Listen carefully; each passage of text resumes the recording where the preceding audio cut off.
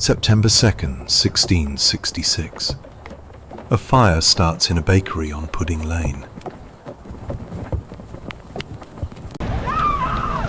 4 days later, 13,000 houses are gone.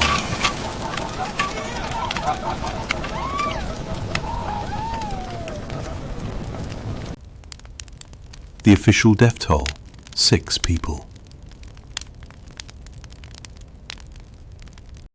A man named Samuel Pepys watches from his window and writes everything down.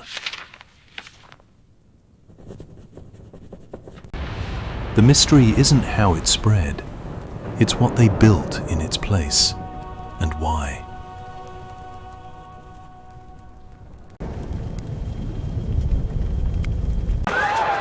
People flee with whatever they can carry. There is no plan, no system.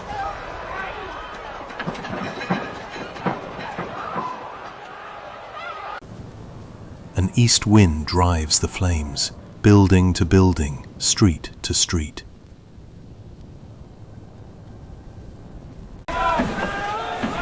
They try leather buckets, water squirts, fire hooks to tear down buildings. Faster! Before it takes the roof! Nothing works. 87 churches, the Cathedral, the Guildhall. 4 days, 13,000 homes. Thousands escape by river, carrying what's left of their lives in their hands.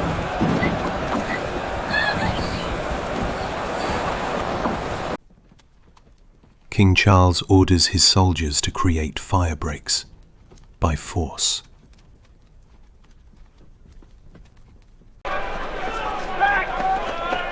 They blow up entire streets, destroying homes that haven't burned yet to stop the fire from spreading.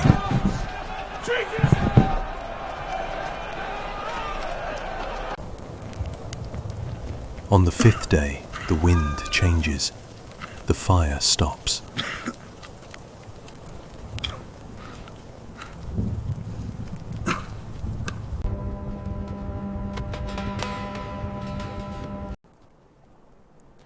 More than 13,000 houses are reduced to ash. The city is gone.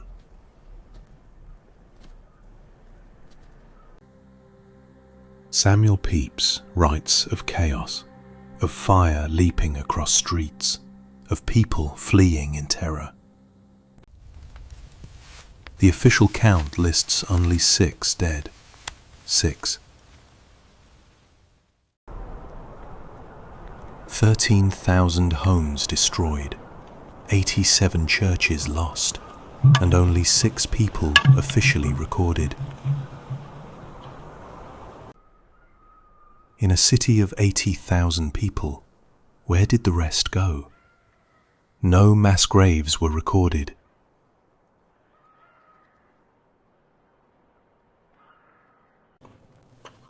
Death records were kept by parishes. Many of those parishes no longer exist.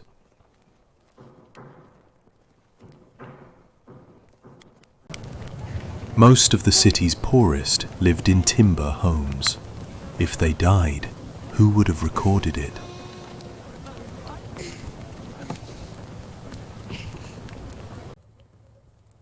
Timber burns fast and hot. In some streets, there was nothing left to identify.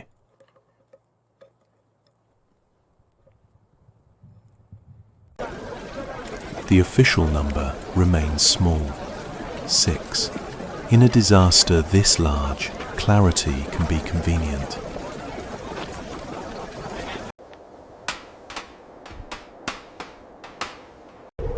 Within days, commissions begin surveying the ruins. The city must be measured before it can be rebuilt.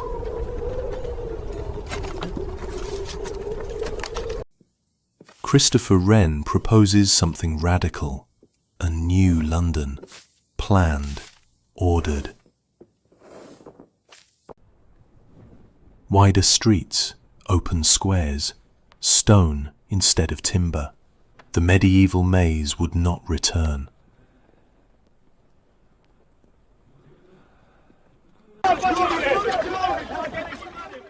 But land does not disappear with fire. Ownership remains, and ownership resists change. The grand plan is scaled back, but something changes. Brick replaces timber. Streets grow wider. Fire won't take these so quick. Stone and brick, new rules, new street. The old cathedral is gone. In its place, a new St. Paul's begins to rise. Not medieval, modern. The skyline changes. Brick replaces timber. Order replaces accident. The city is safer, stronger, more controlled. But it is not the same city. The fire erased centuries of medieval London. It also erased the possibility of returning to it.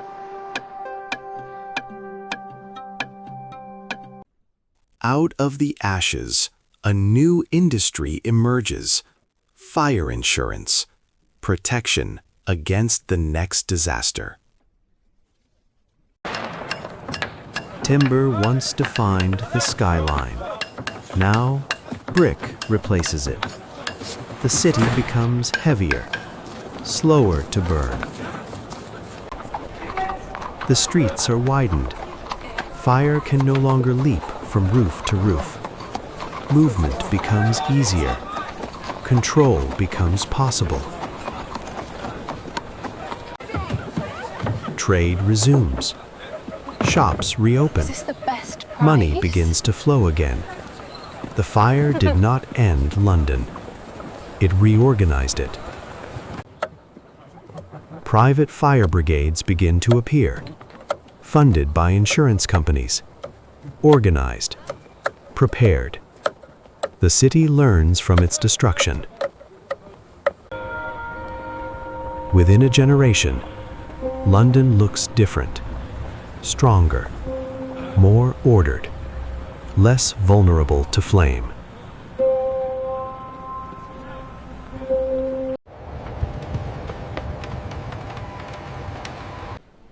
Trade expands.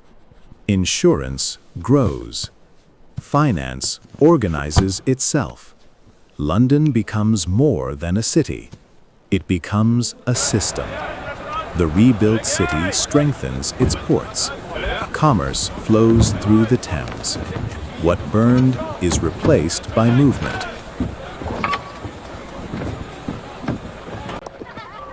A generation grows up in a city that never knew the medieval maze. To them, this is simply London.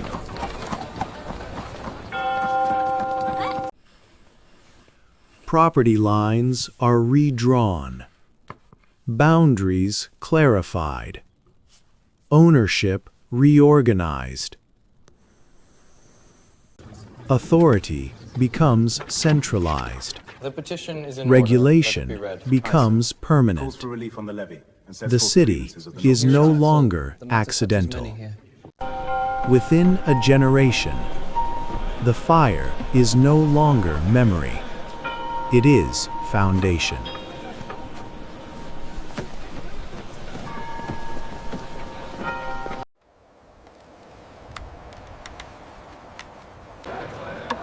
Before the fire, London was nearly impossible to redesign. Too dense, too divided, too owned. After the fire, every obstacle was gone. Every dispute reset. Every structure erased. The fire destroyed the old city, but it removed the barriers that had prevented change. Medieval London died in the flames, The modern city was born there.